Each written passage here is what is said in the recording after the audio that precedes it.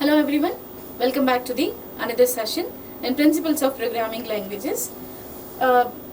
Before of this video, we were already discussed about data types, primitive data types and character data type. Today, we'll be going to talk about string data types.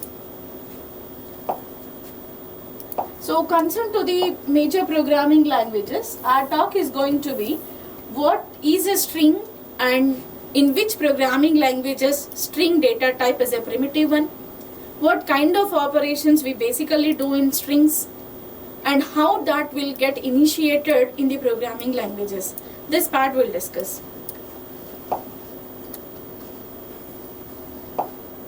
Now, coming to the strings.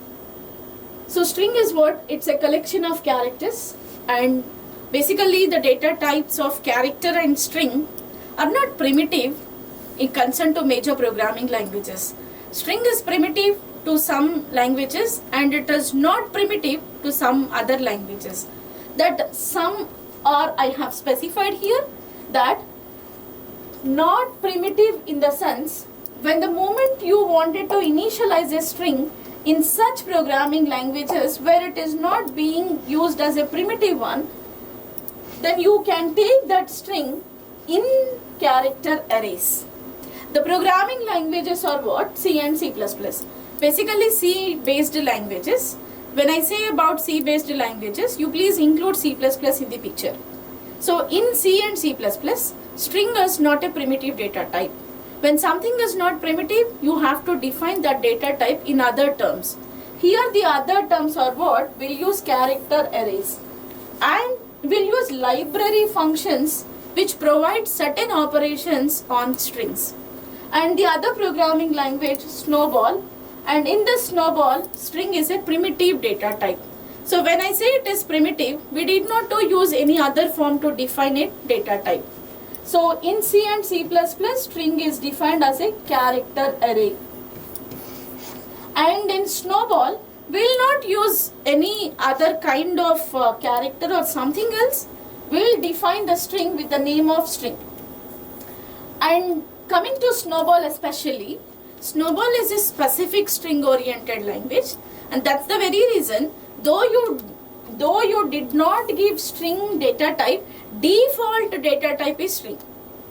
Though you did not give any data type. Let's say that if I give here username, I did not specify any data type before of this. So Snowball compiler will take this as string. So here you can give the name of the string whatever you wanted to give. Now coming to the other things, Fortran and Python, primitive type with assignment and several operations. Even you know about Python that string is a default data type, or else it is a primitive data type. And we even have Perl, JavaScript, Ruby and PHP where string is a primitive data type. When you go through with all the programming languages, you can easily differentiate the languages which support string as a primitive and non-primitive. So it is non-primitive in the case of C-based languages. It is primitive in the case of Python and Snowball, Perl, JavaScript, Ruby. All these languages will take string as a primitive one. Now, let's see about this length of this string, how I can specify a length of this string. Now, few of this part we covered in character data type, because when I wanted to initialize a character, I have to tell that the string length. Perfect? Now, let's see that if I wanted to give fixed size, then I can say it is a static one, and that is being supported in the programming languages which are COBOL and Java string class. We'll use a static one. And basically C and C++ we will use character array with the limited dynamic length. When you specify 10 characters to store, or when you give n size, then you can take limited characters into this. So this is what is called as static and this is what is called as dynamic. So basically C based languages allow string to define in the program with limited dynamic length. And Snowball, Perl, JavaScript will take dynamic and without any length specification. So that you can see in this previous example. Now, so I'll show some example to understand how this can be without length. If you see in this picture, so in this source code which is written in Snowball, I did not specify any length over here. That's what it is, no maximum. No maximum to define a string. So this is what your username. I did not specify what kind of data type it is. Snowball default data type is string. So it can be taken as string. That's what I have given here. Thank you. Username. Username is what? Whatever you give here. So this is about the how string works basically in the programming languages with the different sizes. Now coming to string operations, as you know from the previous languages, that string can be operated for many kind of operations. And here one point is very clear. The languages which take string as a primitive will use library functions to operate. The languages which will take string as non-primitive, that languages will operate string operations using library functions. Because it is not a default data type in some languages, let's say C-based. C-based languages will perform all kind of operations on strings using library functions. Let's talk about what kind of operations basically we'll prefer on strings. Those operations are assignment operation, concatenation, substring reference, comparison and pattern matching. Coming to even the operations, these operations are not generic operations which can take place on many languages. Again, this differentiation will come respective to languages. Few languages will take pattern matching and few will not take. So that's also we'll cover here. So basically a substring reference is what? It is a reference to a substring of a given string. Substring references are discussed in more general context of arrays, where the substring references are called slices. So we have the other slide also to talk about slice. Slice is not a different data type. Slice is what? It is a part of the string. So if you give something like hello, how are you? So this is what your complete string. Now if I take few characters from this string, that is called as substring. So now that substring reference can be given with this slice. That we'll see how slices can be used to refer the substring, that we'll see in the next data type. Now coming to pattern matching. Pattern matching is another fundamental character string operation. In some languages, pattern matching is supported directly in the language. In others, it is provided by function or class library.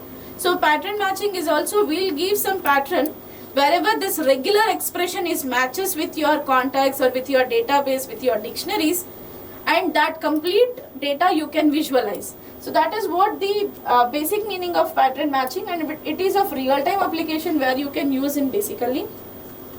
And coming to the C and C++, I have given some examples so that you can find here where the languages which sort of operations it being performs. Now, if strings are not defined as a primitive type, string operations are, I'll select pen here. Now, so if strings are not defined as a primitive type, string data is usually stored in arrays of single characters. This point we covered in the just before slide, and referenced as such in the language. This is the approach taken by C and C++. So C-based languages will not take string as a primitive type, and C and C++ uses character arrays to store character strings. The basic operations, when you take a string in C and C++, that string will get ended with a null character, so which is represented with /0. And we'll see the other example. Now let's see here some of the most commonly used library functions. So I'll write some library functions what we basically use in C-based languages, which is about string concatenation, strcat, and we'll use here destination string, source string. Let's assume that you wanted to define char s1 of 10 is equal to some apple, and char str of 2 of 10 is equal to some ball. Now, so when you wanted to perform concatenation operation, so we'll use these kind of syntax, whereas string concatenation destination is what? S2 comma S1. You can write any of the way, but it is very a special thing that in spite of copying the string from one to the other, because when you wanted to perform a copy operation, result will be stored here in this place, because we wrote in the syntax it is a destination part. So basically the most common operations are what? String concatenation and string copy, strcpy, and strcmp, string comparison, strlen, string length. So these are what? The basic operations which we will perform through library functions in C based languages. So when I say it is library functions, you have to understand that the data type is not primitive. Now let's see the other thing,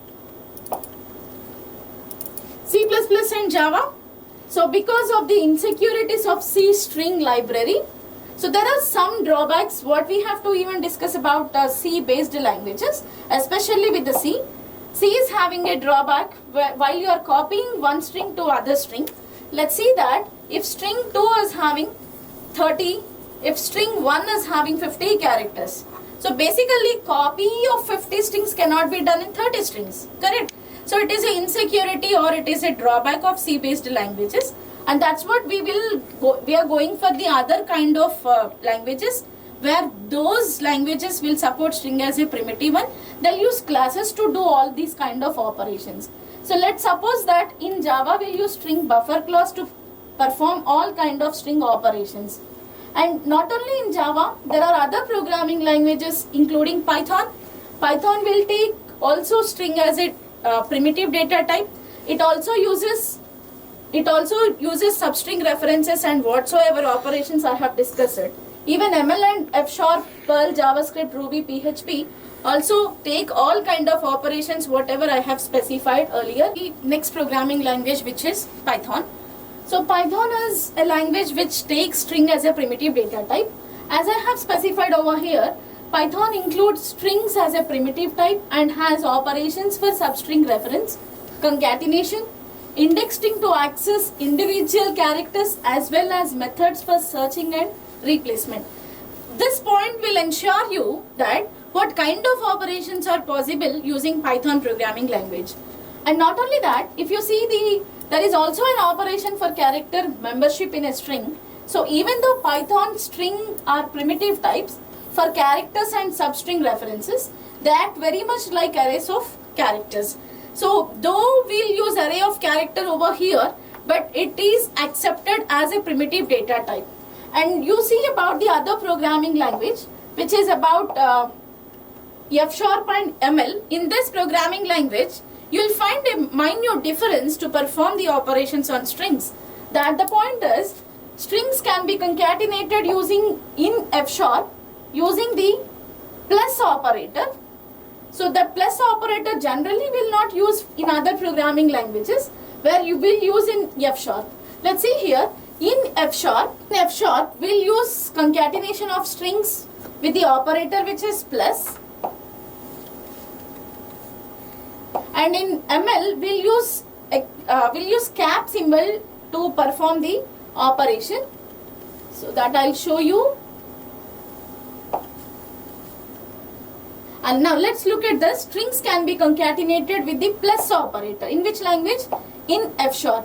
These are two languages where you will find the differences. In F# we'll use plus operator.